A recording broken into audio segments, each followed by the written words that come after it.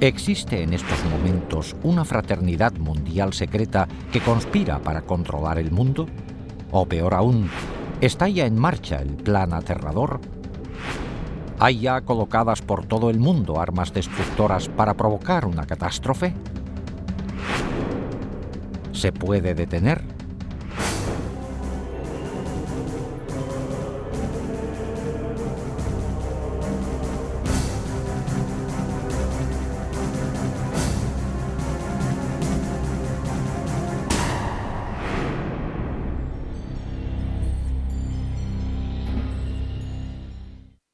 Hola, soy Patrick McNee. Se dice que los Illuminati son una sociedad mundial secreta que lleva siglos funcionando. Una fraternidad oculta que cuenta con gente de lo más influyente del mundo, gente de todas las razas y religiones que ostenta puestos importantes en gobiernos, iglesias, negocios, enseñanza, ciencia, medicina, ejércitos e instituciones financieras y benéficas. Una hermandad secreta cuyo único propósito es hacerse con el control de los recursos y de las finanzas del mundo entero y de sus habitantes. Si existe semejante sociedad, representa la mayor amenaza al mundo libre. De hecho, eso quiere decir que ahora mismo no existe tal mundo libre. Dicen que es absurdo, pero por primera vez hemos obtenido pruebas no solo de la existencia de tal organización mundial, sino de que se ha infiltrado en dos de las agencias secretas más poderosas del mundo. Es más, se han ocultado armas de destrucción masiva en Estados Unidos y otros países para emplearlas en el futuro. ¿Cómo ha podido ocurrir esto? Para dar con la respuesta, primero hay que explorar los enigmas de las sociedades secretas del mundo, cuya historia, ritos y existencia están envueltos en un velo de misterio. Las sociedades secretas han existido desde hace miles de años. Todas tienen una cosa en común: unos conocimientos únicos que juran mantener secretos. Porque, armados de estos conocimientos, limitados a ellos mismos, creen que pueden controlar a otros. Una de las primeras sociedades secretas sigue existiendo hoy día: los masones. Se cree que sus orígenes se remontan al antiguo Egipto, cuando solo un gremio selecto de canteros poseía unos conocimientos matemáticos especiales para construir las pirámides. En toda su historia, los masones han mantenido secretos sus métodos para que solo ellos pudieran construir las grandes estructuras que siguen hoy en día en pie. Primero, las pirámides y luego los grandes castillos y catedrales de Europa. Pero las sociedades secretas no se limitaban a los comerciantes. La palabra asesino tiene sus orígenes en una hermandad secreta de guerreros musulmanes chiíes que controlaban el norte de Siria en la época de las primeras cruzadas del siglo XI. Su especialidad: perfeccionar el arte de matar. La secta fue fundada por Hassan y Sabah, conocido como el Viejo del Monte, que gobernaba desde una fortaleza lejana. Hassan adoctrinó a sus discípulos en la promesa de que, si luchaban y morían por Alá, vivirían eternamente en el paraíso rodeados de placeres celestiales y terrenales. Empleaba la fuerza de la tortura y del asesinato para dar especial impacto a sus doctrinas y garantizar una total disciplina y devoción. Hassan daba hachís a sus fanáticos discípulos para provocarles una sensación de imbatibilidad antes de mandarles a misiones suicidas. Por eso, el nombre de asesino se derivó de la palabra hashashin, o fumador de hachís. En 1100, los asesinos contaban con más de 70.000 miembros fanáticos.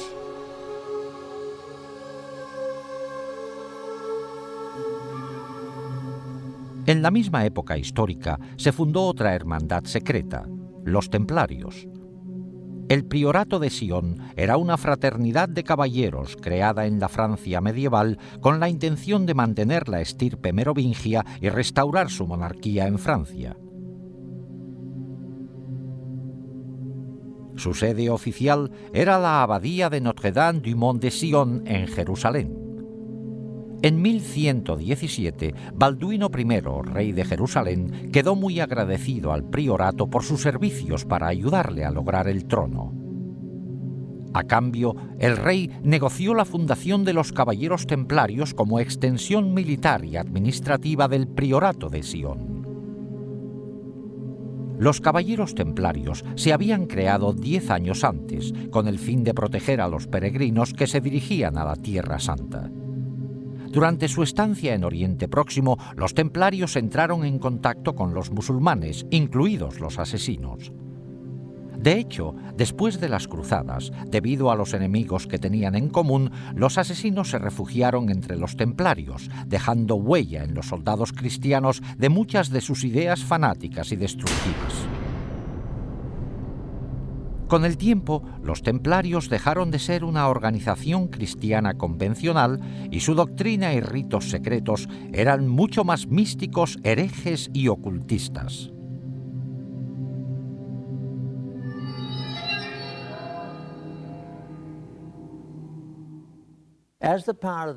A medida que aumentó el poder de los templarios, la hermandad se convirtió en una iglesia dentro de la iglesia, con sus propios bancos, revocando excomuniones dictadas por obispos y solo obedecían al Papa. Desde el principio, todo lo relacionado con los caballeros templarios contiene al menos un elemento de misterio.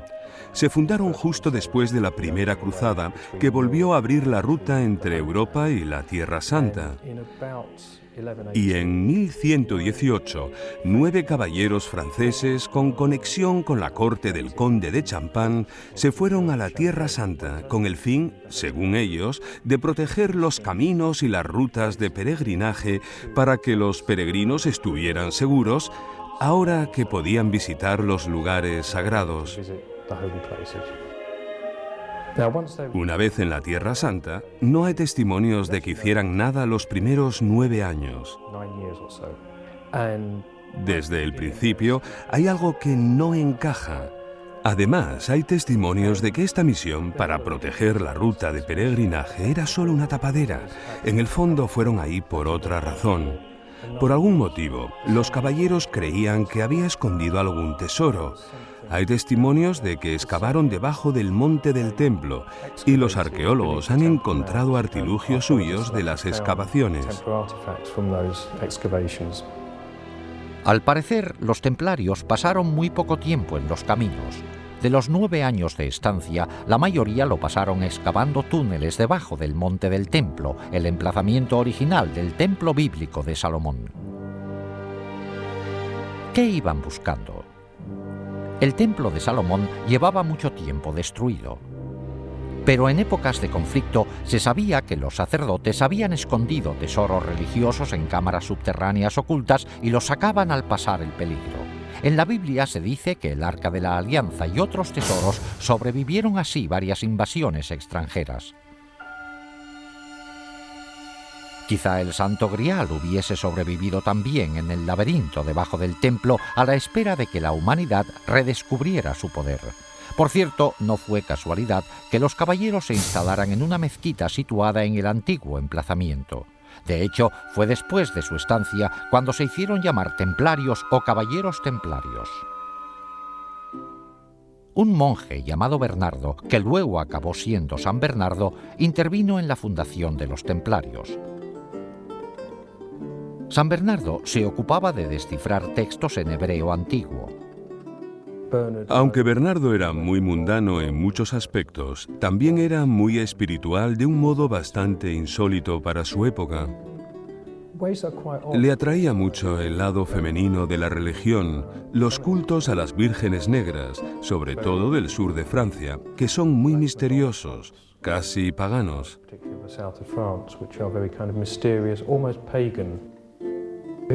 Sentía una gran veneración por lo femenino, expresada de muchas formas en la Virgen María, algo nada común en su época. Eso parece ser lo que le estimulaba más que otra cosa. San Bernardo era un hombre muy culto para su época. Sí, estudiaba textos en hebreo, entre otros. Podría ser algo que él encontró en ellos lo que le hizo pensar a esta gente que merecía la pena ir a Jerusalén. Es una teoría, pero una teoría válida. Parece tener mucho sentido. Los que estudian estos antiguos documentos quieren de repente que sus súbditos vayan a estos lugares históricos que se mencionan en ellos. Buscan algo. No sé personalmente qué encontraron, salvo que les parecía importante. No se sabe. Fuera lo que fuera, no se sabe dónde está. Es un misterio, pero abundan todo tipo de teorías que podrían ser correctas. Documentos, Arca de la Alianza, Santo Grial, lo que fuera, pero todas con un secreto.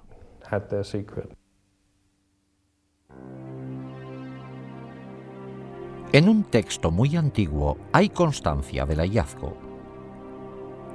Nos dirigimos a la cámara secreta e hicimos bajar como antes a un compañero nuestro. Como el sol se hallaba en su punto más elevado, los rayos le permitieron descubrir un pequeño cofre colocado sobre un pedestal labrado y cubierto de oro.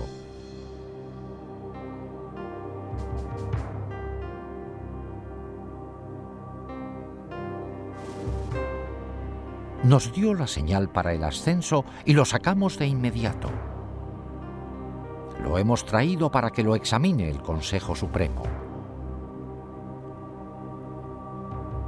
¿Qué había en este cofre para que los templarios se emocionaran tanto? Lógicamente, a un grupo de caballeros cristianos con voto de pobreza no les interesaba nada material. Es más probable que fuera un objeto con un gran significado religioso.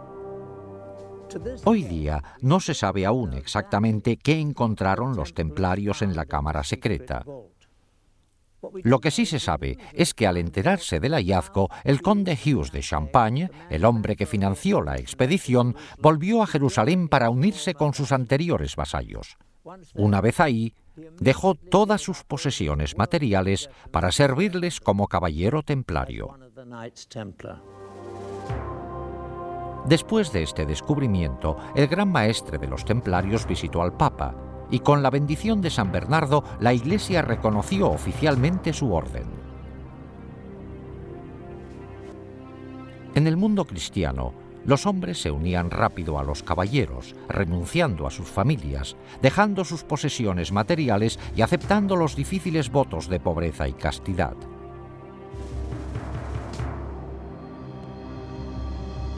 El voto de pobreza es el motivo de que se hicieran ricos, porque quien se hiciera miembro de la orden, quien se hiciera templario, tenía que entregar todas sus posesiones.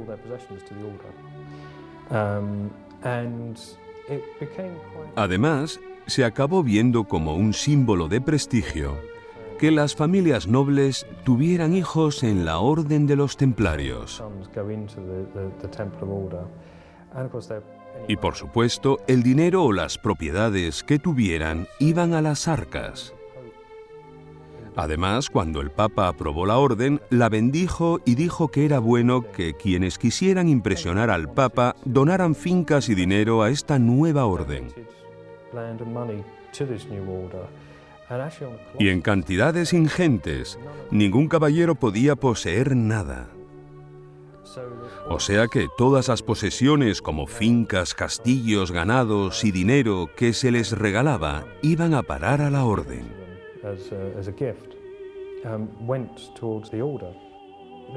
Tenían fama de ser la fuerza militar más temible y competente del bando cristiano.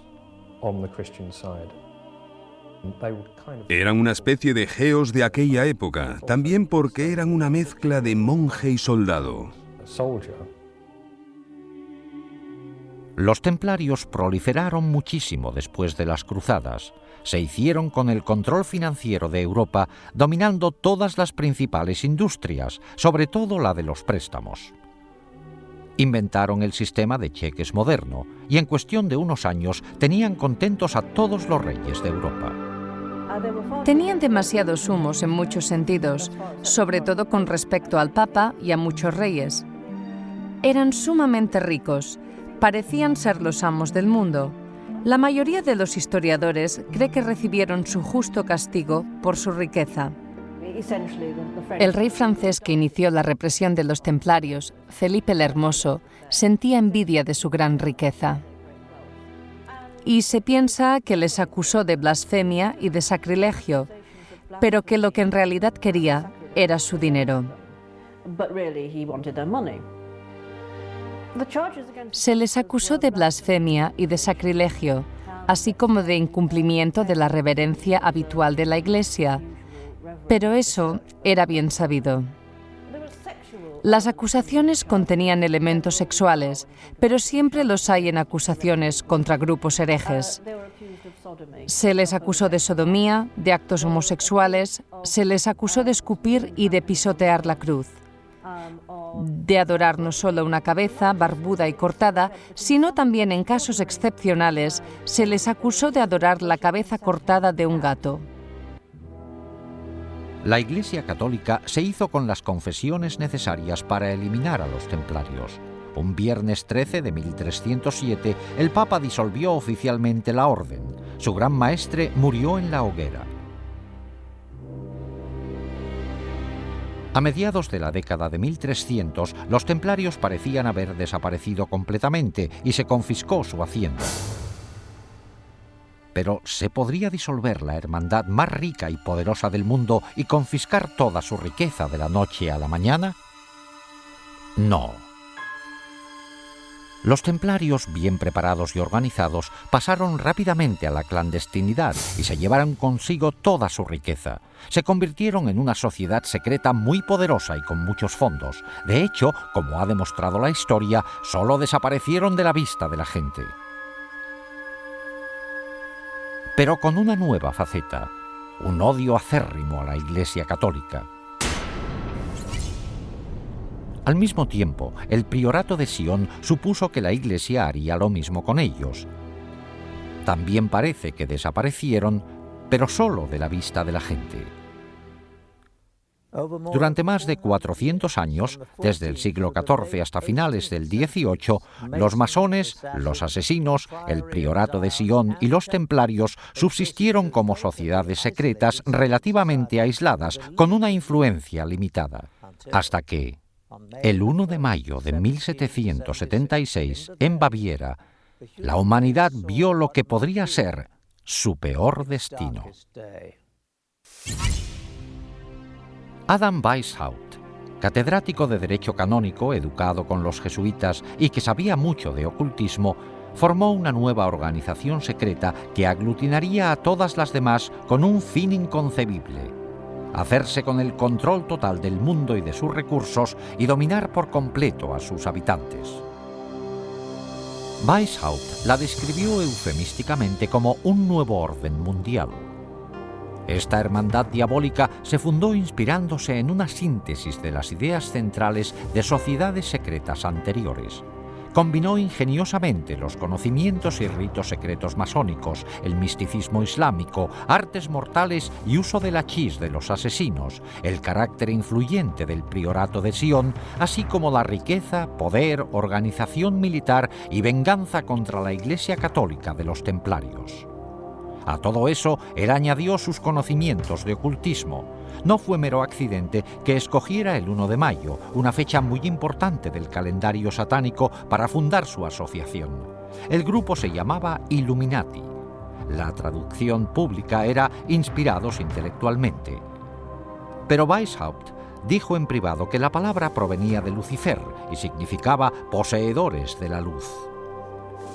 El sello oficial de la hermandad era una pirámide mística sin acabar y un ojo encima con rayos de luz irradiando en todas las direcciones. El ojo representaba la clarividencia y la sabiduría de la hermandad iluminada que domina el mundo. El fundador enumeró a sus seguidores los 5 medios principales secretos que se emplearían para lograr su objetivo de dominar el mundo en su totalidad. 1. Se emplearía el soborno sexual y monetario para controlar a hombres que ostenten cargos importantes en las distintas categorías de todos los gobiernos y otros puestos de responsabilidad. 2. Los Illuminati que fueran profesores de facultad y universidad deberían preparar a los mejores estudiantes para la causa. 3. Se colocaría a personas de influencia y estudiantes especialmente preparados bajo el control de la hermandad detrás de todas las instituciones gubernamentales, religiosas y financieras y se emplearían como agentes. 4. La sociedad secreta dominaría absolutamente los medios de comunicación, de modo que toda la información pudiera manipularse para convencer a las masas de que un gobierno único mundial es la única solución de muchos problemas. 5. La fase final de la operación emplearía todos los recursos disponibles para provocar golpes militares que derrocarían a todos los gobiernos contrarios y pondrían al mundo bajo el control de un gobierno único al mando de los Illuminati. El grupo se componía al principio de masones del grado 32 y utilizaba diversas logias masónicas de tapadera como lugares de reclutamiento. El masón reclutado de mayor categoría fue un noble del norte de Alemania, el barón Kanicki, conocido también como Adolf Francis, un personaje clave en el mundo masón europeo. Los Illuminati eran muy reservados, hasta el punto de llamarse a sí mismos y sus centros con nombres clásicos falsos. Por ejemplo, Weishaupt era Espartaco, Canige era Filo, la sede era Eleusis, Austria era Egipto, etc. Las fechas se indicaban de forma codificada. Bajo la dirección de Canige, el número de miembros ascendió a más de 3.000. Pero un triunfo tan rápido también provocó oposición. Los jesuitas se habían opuesto a los Illuminati desde el comienzo y al final todos los sacerdotes acabaron siendo enemigos acérrimos. La Iglesia Católica se opuso a la sociedad secreta. De hecho, los sacerdotes se opusieron tanto que el gobernador de Baviera declaró a los Illuminati conspiración ilegal por edicto en 1784. Muchos Illuminati fueron encarcelados y algunos, incluido Weishaupt, fueron exiliados. Al poco tiempo, la masonería también fue eliminada de Baviera. A finales del siglo XVIII, los Illuminati parecían haber desaparecido completamente del mapa. Pero en realidad, los Illuminati siguieron el ejemplo de las sociedades secretas anteriores.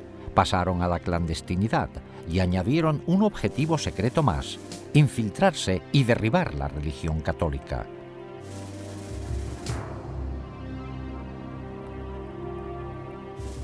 Al observar el mundo hoy día, ¿qué vemos de las sociedades secretas? Existen centros masónicos abiertos en todo el mundo como una organización importante.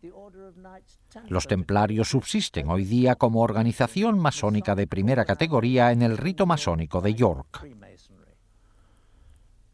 Aún sigue siendo en parte un secreto lo que ocurre dentro de los centros masónicos. Quizás solo los miembros más importantes conozcan los ritos secretos, los objetivos y la venganza contra la Iglesia Católica.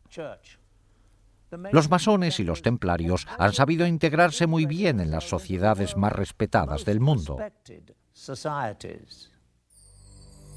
En menor grado, los asesinos han aparecido en público de vez en cuando en la historia.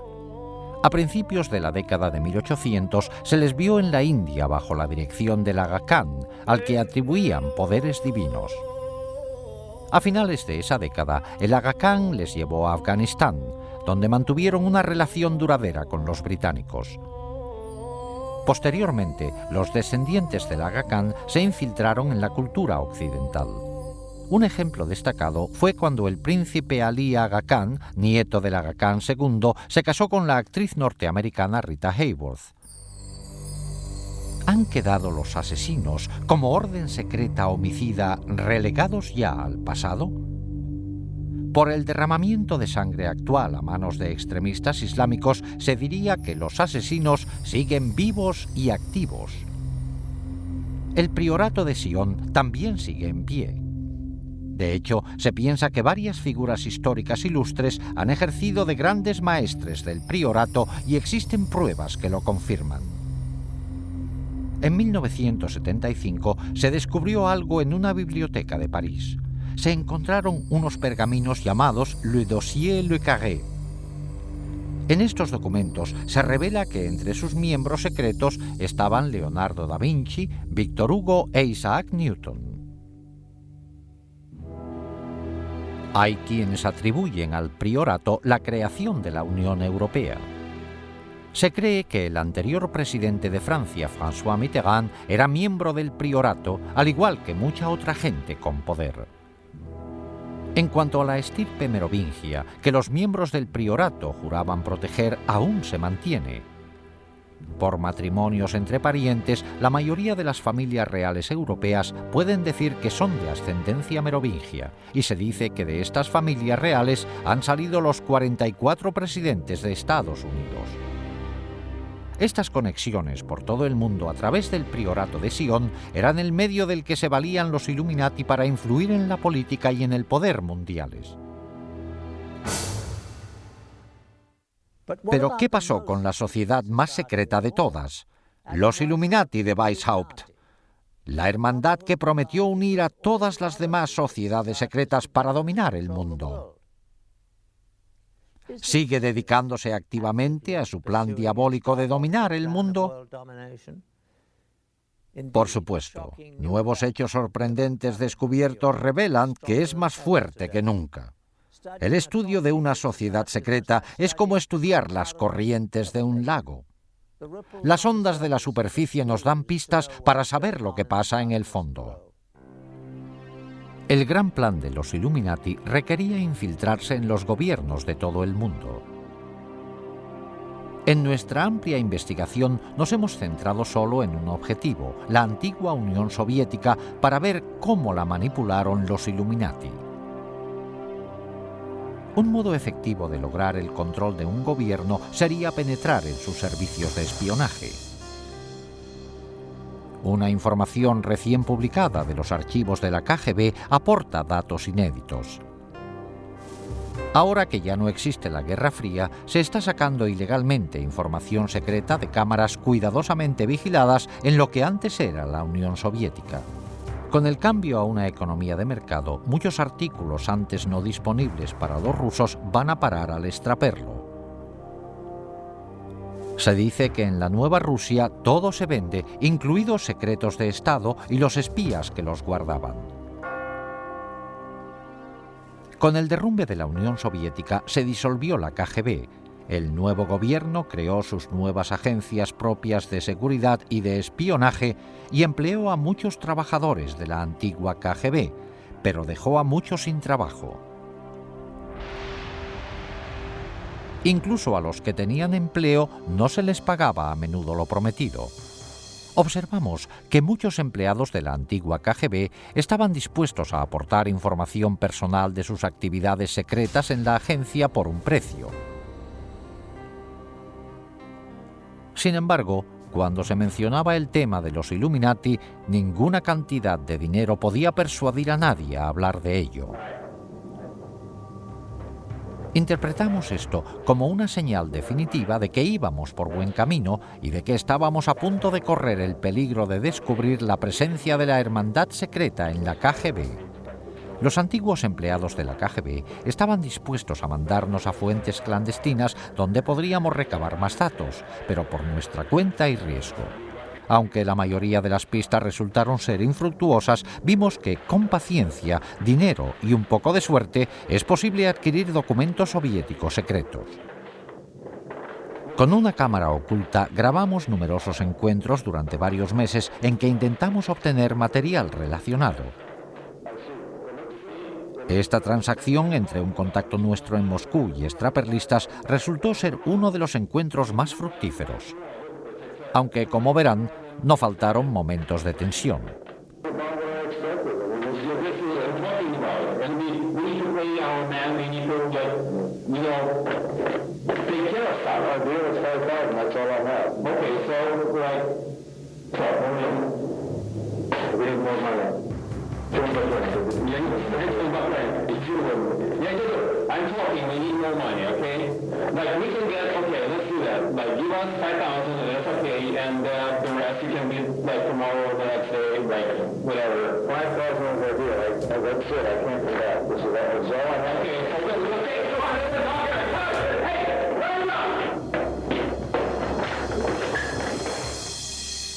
Cuando nos libramos al final de los extraperlistas, en algunos de estos documentos hallamos confirmación de la información más valiosa que nos habían contado los agentes de la antigua KGB.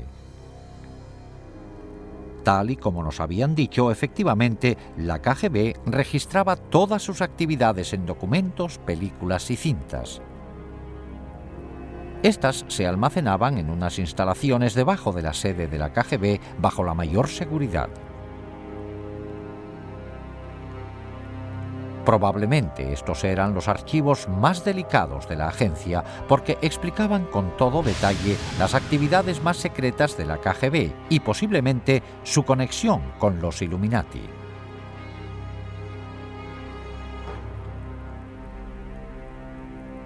Los documentos que compramos en el mercado negro fueron todo un logro. No solo confirmaban que había más material revelador de la KGB, sino dónde se encontraba.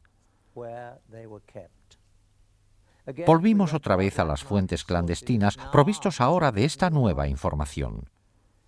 Creíamos que, al haber desaparecido la KGB, no existirían la mayoría de las defensas que protegían sus archivos.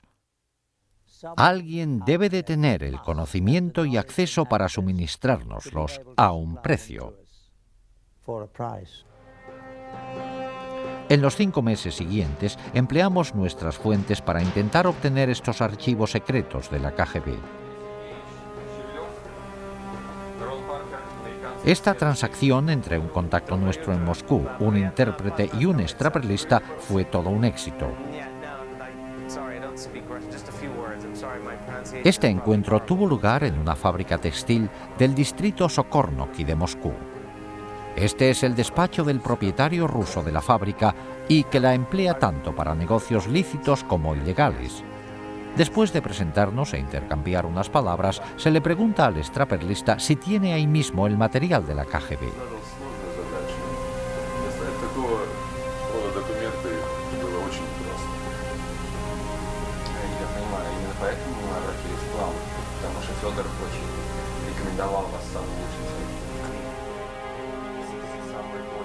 Se sacan de una caja fuerte los documentos relacionados con las películas y cintas que el extraperlista ha prometido entregar.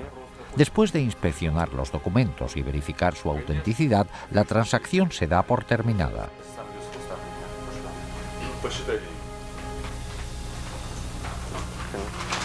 Okay, well, thank you. Спасибо. Пожалуйста. Nice to meet you. Дмитрий Сергеевич, спасибо за вашу работу. До свидания. Una vez realizado el pago, les llevan a otro despacho, donde se dice que están almacenadas las películas y las cintas.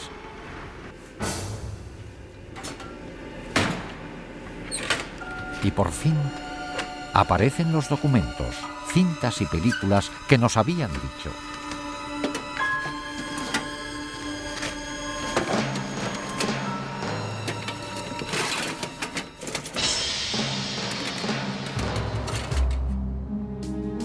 En una asombrosa revelación, incluida en los documentos secretos que obtuvimos, hallamos la prueba de que los Illuminati se infiltraron en la URSS y en la KGB.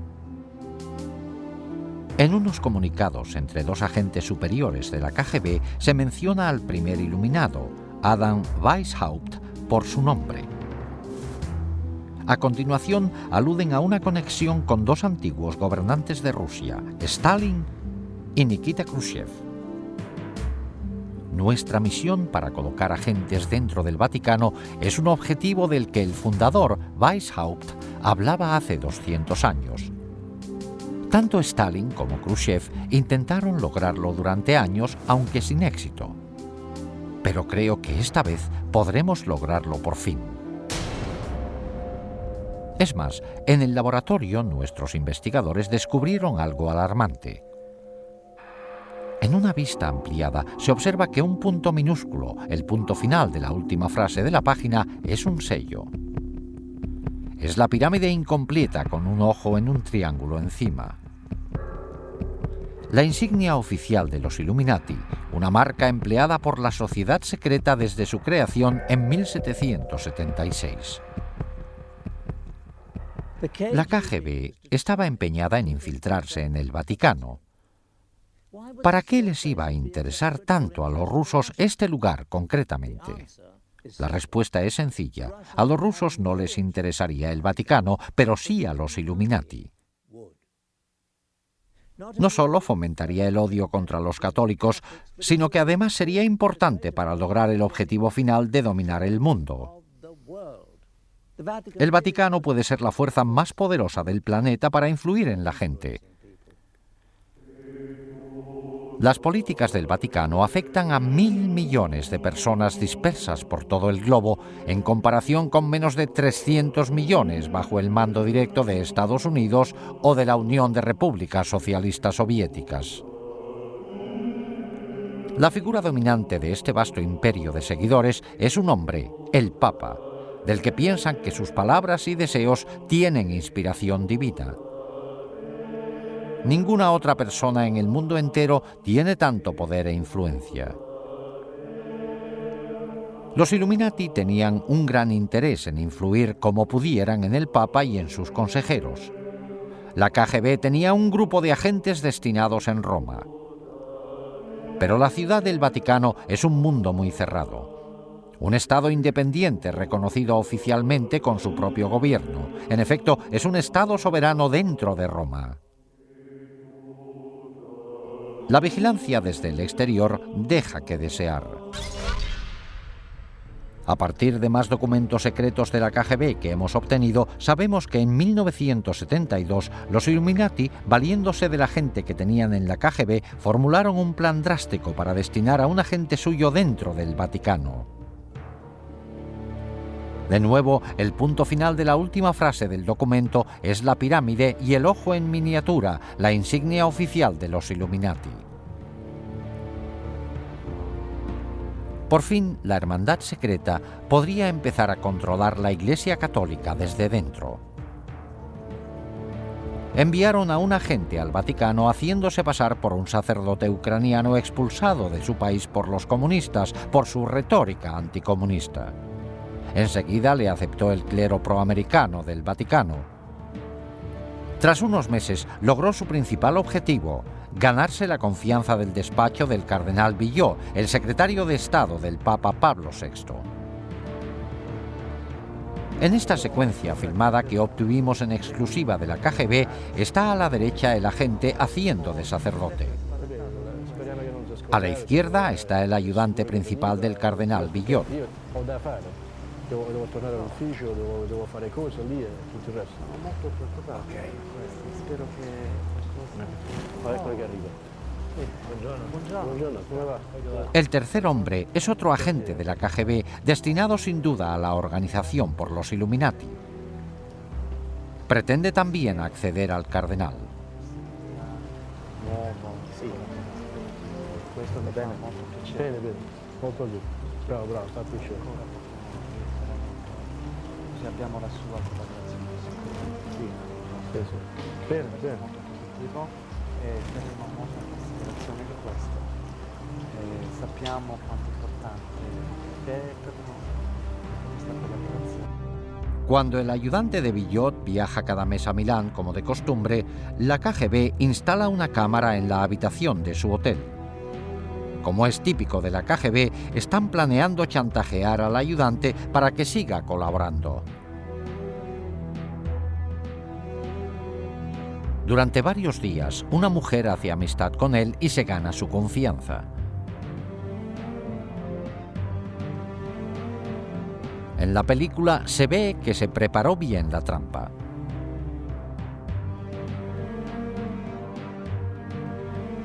Una noche, la mujer va a la habitación de él para salir a cenar juntos.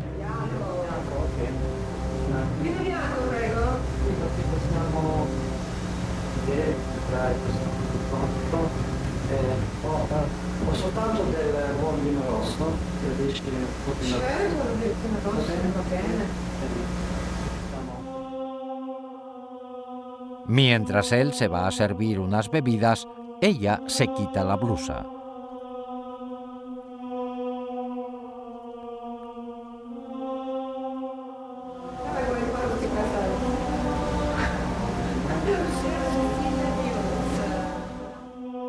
La película se corta de repente, pero independientemente del resultado del encuentro, el plano de este sacerdote con una mujer medio desnuda en su cuarto es suficientemente perjudicial como para garantizar la vigilancia de las actividades de Villot.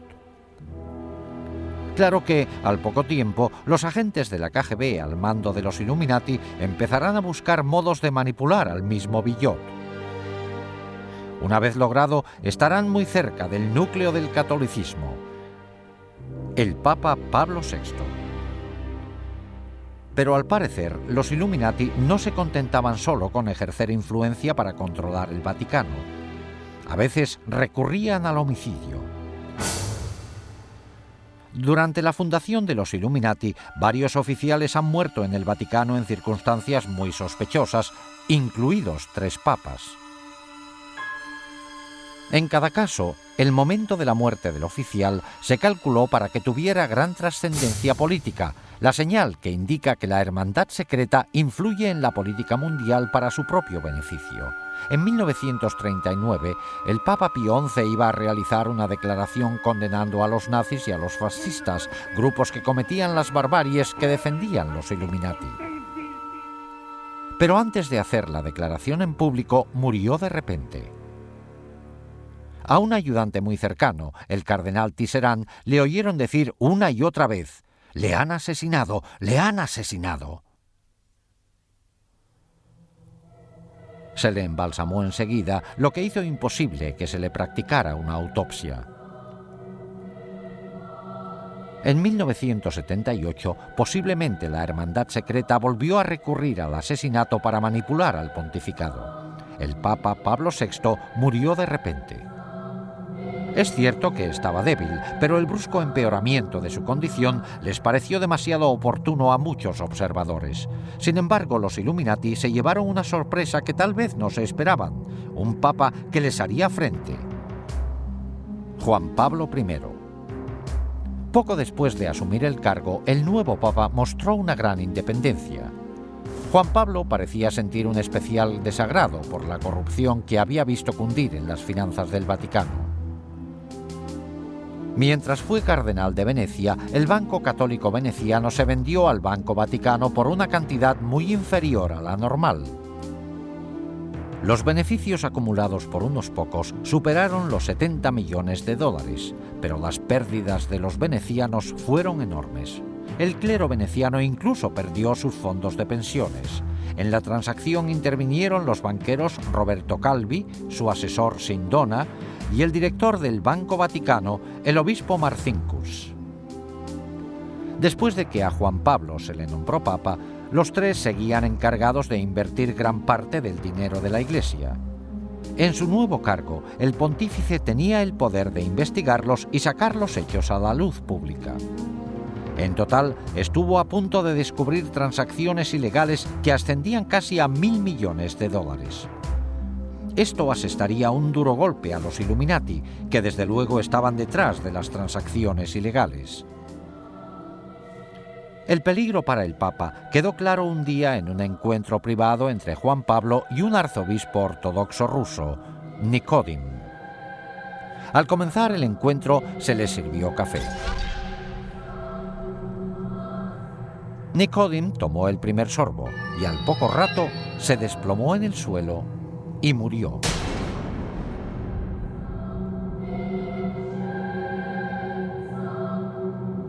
La cara se le desfiguró con un gesto horrible, como retorciéndose del dolor.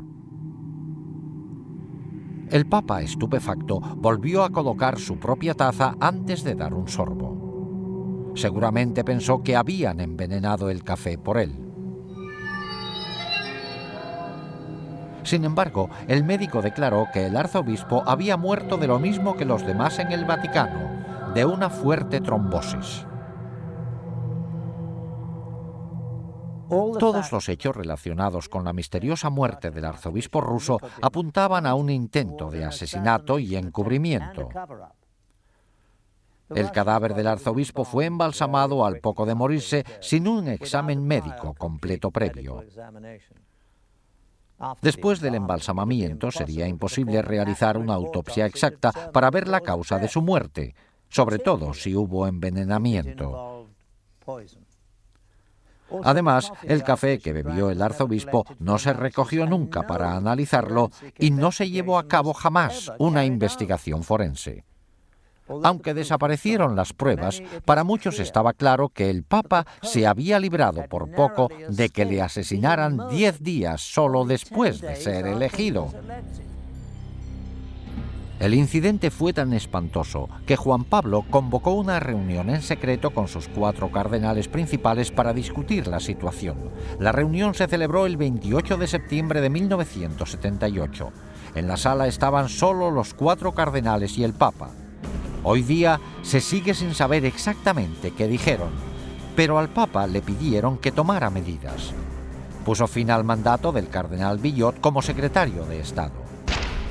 Este era el mismo cardenal Billot a cuyo ayudante se había chantajeado en las películas de la KGB en 1972. En esos 6 años, este cardenal debió también de caer en la trampa de los Illuminati. Su destitución implicaba que el Papa había descubierto al menos una parte del plan secreto. Pero ni siquiera Juan Pablo pudo evitar la muerte a manos de los Illuminati. Esa noche, el pontífice se retiró antes de lo normal y se llevó con él apuntes de la reunión secreta para meditarlos. A las 5 de la madrugada, la ayudante más próxima al Papa, Sor Vincenza, empezó a preocuparse. Su santidad nunca se había quedado dormido. Miró por la puerta. Juan Pablo estaba sentado en la cama con la luz encendida, como si estuviera leyendo. Tenía papeles alrededor. Pero, para sorpresa de ella, su rostro tenía la misma expresión desfigurada y agonizante que la que ella vio en el arzobispo Nicodim días antes. Juan Pablo murió a los 33 días de ser nombrado Papa. Tras más de 200 años de perfeccionar sus artes secretas, los Illuminati ocultaban sus huellas con gran precisión. Aunque el Papa le había destituido de su cargo como secretario de Estado horas antes, el cardenal Billot asumió el mando. Como cardenal más importante, él era ahora el Papa provisional. Se encerró en el cuarto del Papa para recoger los medicamentos y la mayoría de los papeles que había, incluidos los apuntes de la reunión secreta. También se llevó los dulces que le gustaba tomar al pontífice cuando leía, e incluso sus gafas y zapatillas. Estos artículos no se volvieron a ver jamás. Luego, Billot mandó a Sor Vincenza a un convento, tras prohibirle que dijera a nadie que había encontrado al Papa muerto ni nada de lo que había visto. A las 6:10 de la mañana ordenó que llamaran a los embalsamadores, pero lo más chocante es que llegaron casi al momento. Se calculó que, dada la distancia que tenían que recorrer los embalsamadores, les debieron de contactar a las 4:45 de la mañana, 15 minutos antes de que la hermana descubriera al Papa. A las 7:30 se realizó un comunicado público. La causa de la muerte fue un paro cardíaco. En vez de Sor Vincenza, se dijo que el secretario del Papa, Monseñor Maghe, le había encontrado muerto y la hora se cambió a las 5:30. Antes de realizarse el comunicado, los embalsamadores ya habían acabado. Al igual que con la muerte similar del arzobispo ruso solo 23 días antes, se descartó la posibilidad de una autopsia 100% exacta. Si hubiera sido un asesinato, las posibilidades de demostrarlo estaban ya descartadas.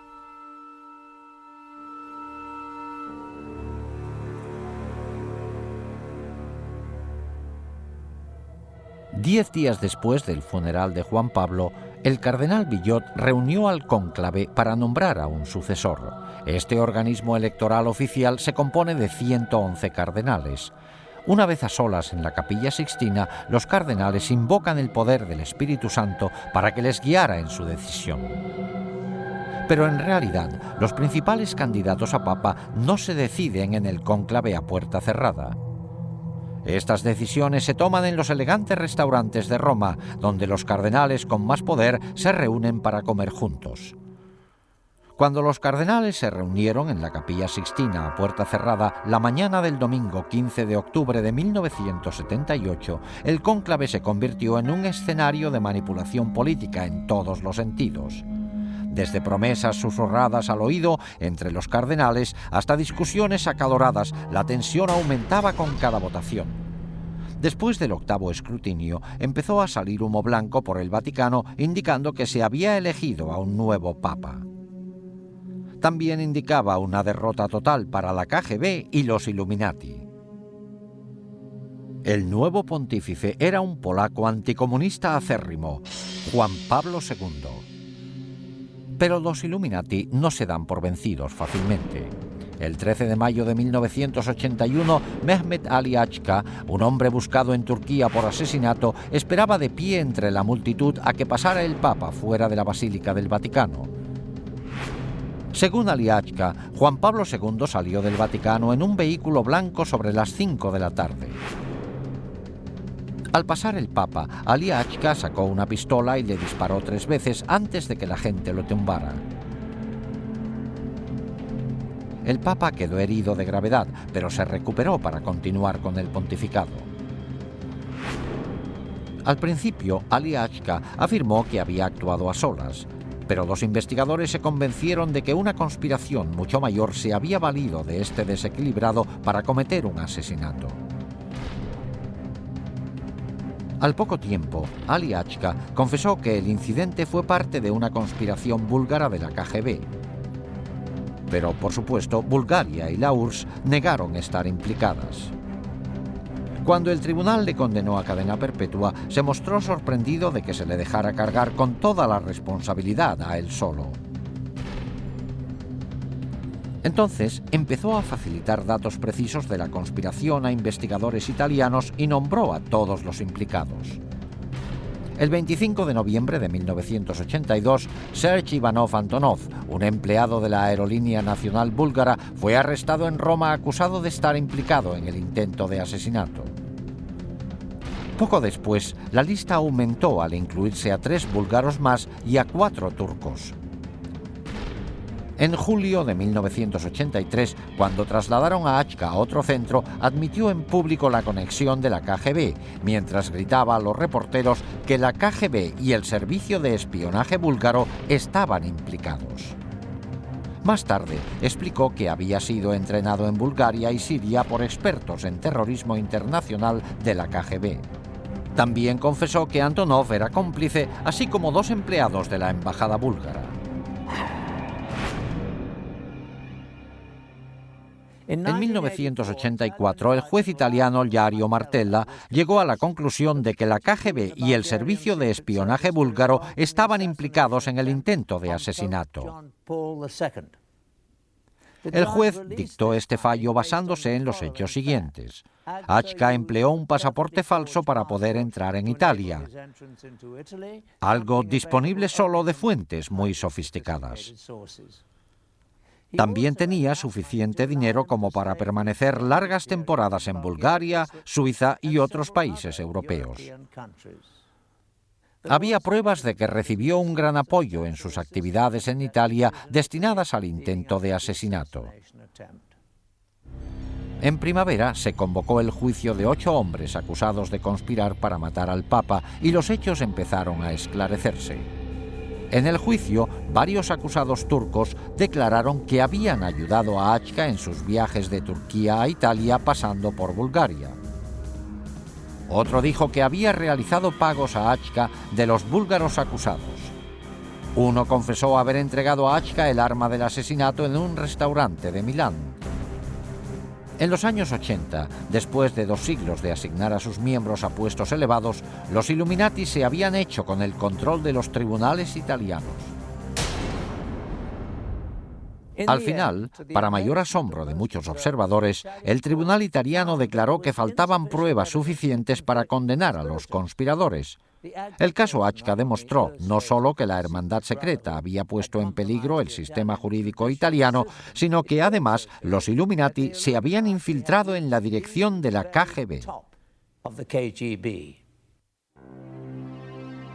En 1990, Víktor Ivanovich Sheimov, un comandante de la KGB que desertó a Estados Unidos, realizó una sorprendente declaración.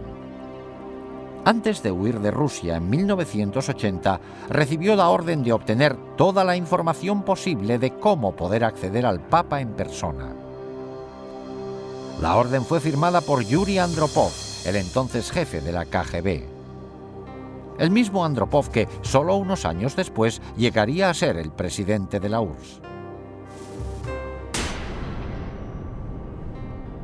La última medida de los Illuminati para dominar preveía golpes militares en todo el mundo para hacerse con el poder y así crear un único gobierno mundial controlado por ellos. Para lograrlo, emplearían el enorme excedente de armas destructoras acumuladas en la URSS para amenazar al mundo entero. Aunque la KGB era la más conocida, no era la única agencia de espionaje de la URSS. Otra agencia igual de impresionante, pero aún más secreta que la KGB, era la GRU, dedicada a espionaje militar. Y la hermandad secreta hizo todo lo posible para infiltrarse en ella. La prueba de que lo lograron se demuestra en estos documentos secretos de la GRU que se los compramos a un extraperlista en Rusia. En ellos se le encarga a un agente que trabaje en Washington haciéndose pasar por periodista. Los Illuminati han vuelto a dejar su huella reveladora. El punto aumentado al máximo es la pirámide y el ojo que todo lo ve. Mientras que la KGB recopilaba información sobre figuras políticas e influía en la política mundial, la GRU recopilaba datos esenciales para lograr objetivos militares. Algunas actividades de la GRU estaban destinadas a lograr objetivos en varios conflictos actuales como Afganistán. Pero la misión principal de la GRU eran los preparativos para futuras guerras con otros países, sobre todo con Estados Unidos. Esta era la agencia prevista para colocar las armas destructoras para la fase final del plan secreto de los Illuminati. Los agentes de la GRU estaban preparados a la perfección para ese fin. En la época de la Guerra Fría, desde el principio hasta el final, prácticamente en todo el servicio militar, nos empleaban para preparar militarmente a la Unión Soviética para una futura guerra con Estados Unidos. Aparte de su formación militar, los agentes de la GRU recibían 3 años de entrenamiento exhaustivo. Aprendían a usar todos los instrumentos y técnicas de espionaje y se hacían expertos en explosivos. En cuanto estaban preparados, les destinaban a países extranjeros. A algunos les hacían pasar por diplomáticos e iban a trabajar en embajadas. Otros asumían cargos de periodistas, como es el caso de los documentos secretos que obtuvimos con la insignia de los Illuminati. Uno de ellos fue Stanislav Lunev, un antiguo coronel de la GRU que en 1992, después de 20 años en la agencia, fue el oficial militar de mayor categoría de Rusia en desertar. En su libro, así como en una entrevista exclusiva con nosotros, Lunev nos muestra directamente los entresijos de la GRU. Aunque no se le veía la cara, no mencionó siquiera a los Illuminati, aunque en ningún momento negó su existencia ni su colaboración con la GRU. Sin embargo, revela algunos hechos sorprendentes.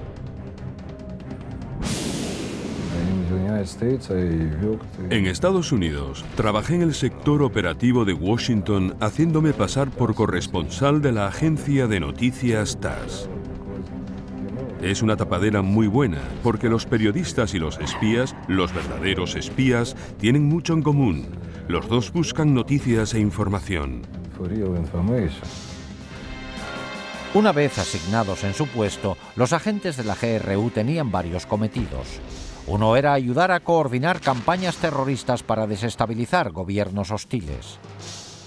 Oficiales de la GRU han revelado que durante la guerra del Vietnam, la agencia invirtió más de $1.000 millones en fomentar la campaña antibelicista en Estados Unidos. Esta habilidad para manipular los gobiernos era un arte que encaja perfectamente con los planes futuros de los Illuminati para derrocarlos. Otra faceta importante del trabajo de los agentes de la GRU era preparar el terreno para las fuerzas especiales rusas, los Spetsnaz. Estas tropas de élite al mando de la GRU penetrarían en los países para realizar sabotaje militar en caso necesario. Algunas volarían objetivos estratégicos como centrales eléctricas, puentes y centros de comunicaciones. Otras formarían brigadas asesinas para matar a jefes de gobierno y a sus familiares. Estas dotes eran de gran valor para los Illuminati de cara a dominar el mundo.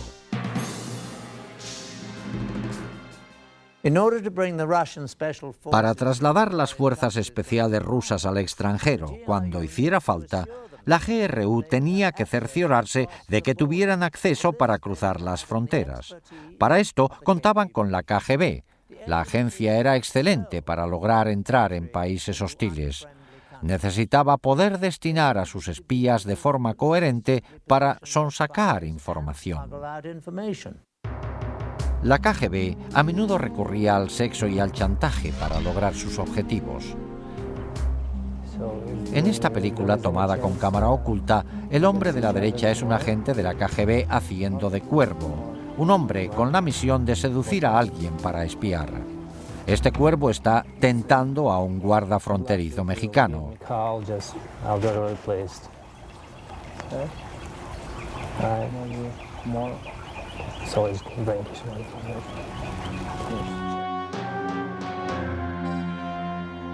En cuanto el guarda picó, los agentes de la KGB podían cruzar de México a Estados Unidos por este puesto sin problemas.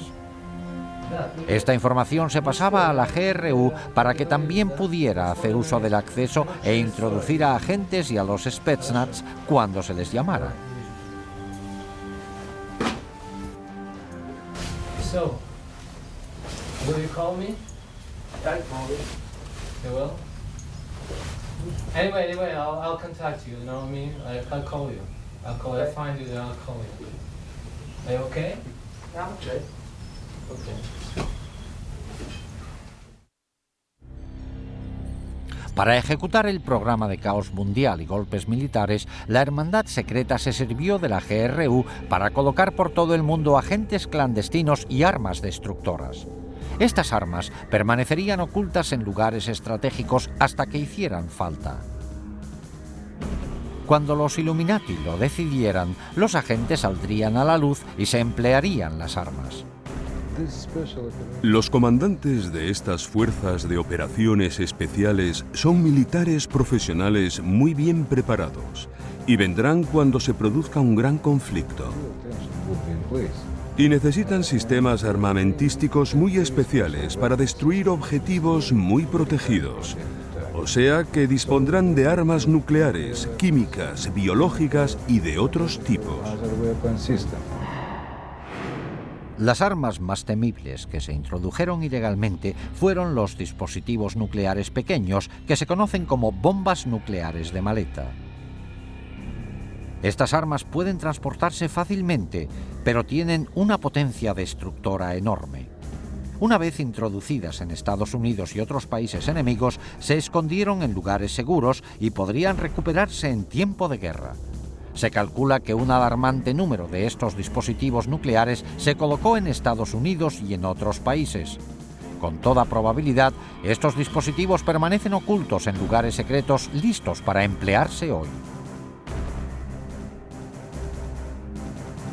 Gracias a los archivos de la KGB abiertos recientemente, hemos visto asombrados cómo los Illuminati han estado manipulando hasta ahora las instituciones mundiales como el Vaticano.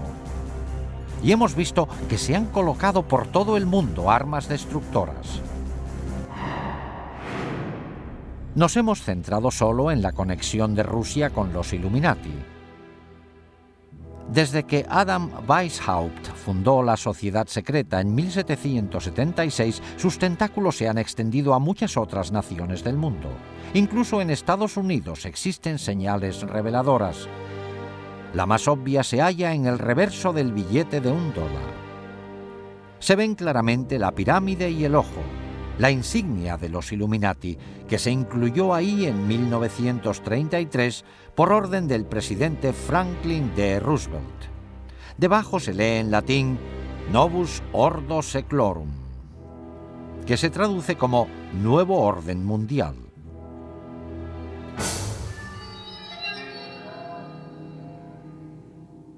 ¿Puede pararse el inconcebible plan de dominio mundial de los Illuminati?